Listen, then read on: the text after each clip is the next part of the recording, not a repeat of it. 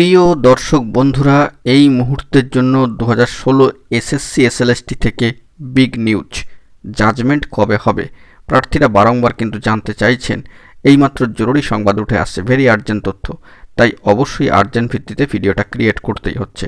সংক্ষিপ্ত তথ্য কিন্তু আর্জেন্ট। ভিডিওটিকে শেষ পর্যন্ত দেখবেন, কোনোভাবে স্কিপ করবেন না। চ্যানেলটিকে সাবস্ক্রাইব করে নিয়ে সঙ্গে থাকবেন। চলুন কথাবার্তা না বাড়িয়ে আমরা মূল টপিকে ফোকাস করি। বন্ধুরা, ইতিমধ্যেই কিন্তু 10/2/2025 2016 এসএসসি এসএলএসটি চাকরি বাতিল সংক্রান্ত মামলার দীর্ঘ শুনানি পর্ব শেষ হয়ে গিয়েছে এবং যাবতীয় তথ্যাদি ইতিমধ্যেই কিন্তু জমা পড়েছে। খুব রিসেন্টলি এসএসসি তার সাবমিশন জমা করেছেন। 10/2/2025 থেকে কার্যত রিজার্ভ ফর জাজমেন্ট বর্তমানে সংরক্ষিত অবস্থায়। শুনানি পর্ব শেষ। এই মুহূর্তে দাঁড়িয়ে কার্যত 90 দিনের একটা সর্বোচ্চ সময়সীমা কিন্তু রয়েছে। তবে এর মধ্যেই জাজমেন্ট আসবে এবং কোন দিন আসবে তা কিন্তু অফিসিয়ালি বলা মুশকিল, কারণ সেটি সম্পন্ন হলেই কিন্তু নির্ধারিত ডেডলাইন কোর্টের সাইটে উঠে আসবে এবং সেই রায়দান কিন্তু সর্বসমক্ষে চলে আসবে।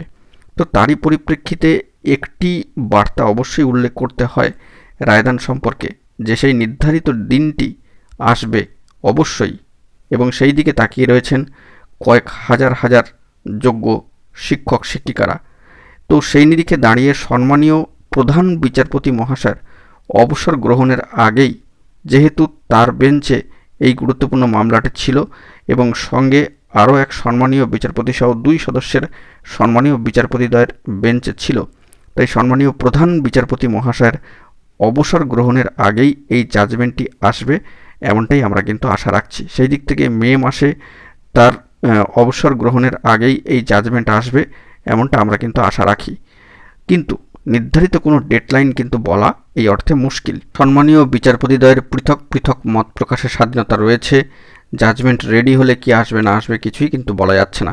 আমরা আশা করব যে দ্বিমত না আসুক, একটি জাজমেন্ট যে একটা সার্বিক মতামত উঠে আসুক এবং তার নিরিখে ভালো খবর উঠে আসুক, এইটি আমরা কিন্তু আশা রাখছি এবং এইটুকুই যা অভিমত পোষণ করতে পারি। এর বাইরে কিন্তু আর কিছুই বলবার নেই, কারণ যেহেতু এই মামলার ক্ষেত্রে একাধিক সাবমিশন হয়েছে, যুক্তিতর্ক আর্গুমেন্ট হয়েছে, সওয়াল জবাব হয়েছে, সেক্ষেত্রে কিন্তু গভীর পর্যালোচনার প্রয়োজন।